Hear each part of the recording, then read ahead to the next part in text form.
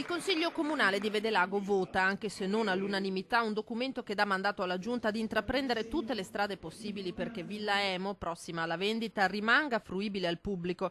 Seduta straordinaria che si tiene al cinema per contenere pubblico e autorità, oltre 300 i presenti, compatti nel sostenere la battaglia della collega Andretta e i sindaci della Castellana, da Castelfranco Ariese, da Resana a Trevignano fino a Istrana. Deve esserci anche, credo, un messaggio di unità.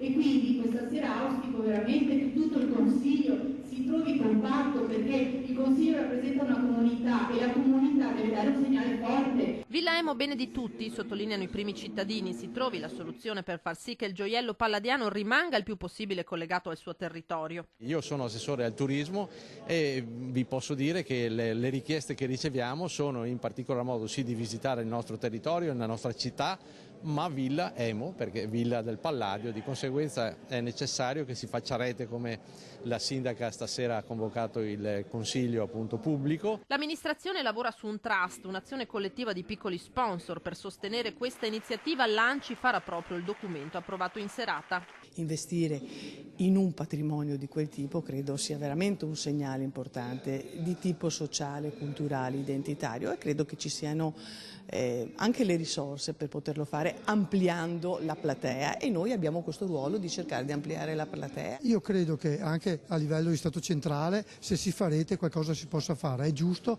perché il territorio, come abbiamo sentito stasera, di questa viglia ne tiene davvero molto, perché per i giovani, per le varie iniziative scolastiche, per il turismo, per cui credo che in tutti quanti insieme potremo davvero cercare di raggiungere un buon risultato. Prossimi passi: trasferire la nostra delibera anche a tutti i comuni della provincia di Treviso e della regione del Veneto, grazie all'aiuto dell'Anci Veneto e dell'Associazione Comuni della Marca Trevigiana, e dopodiché incominceremo a lavorare insieme ai nostri cittadini. C'era qui il ragazzo che ha contribuito alla sottoscrizione delle 1200 firme, e c'erano qui con noi anche i portatori di interesse, associazioni di categorie. Mi pare che nessuno si sia tirato indietro, e quindi riuniremo tutti per capire quali strade da percorrere insieme. L'altro fronte è quello del CDA, della Banca di Credito Cooperativo, che ha deciso la vendita della villa.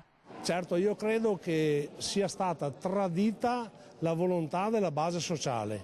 Al Presidente del Credito Trevigiano chiedo di convocare l'assemblea e spiegare a tutti i soci il perché e le condizioni. Penso sia un'opportunità anche per il Consiglio di amministrazione chiedere cosa ne pensano i soci, perché nessuno si deve dimenticare che per essere in una posizione di comando si deve avere la base sociale alle proprie spalle, perché sennò il rischio è che poi si disaffezionino a questo operato, insomma.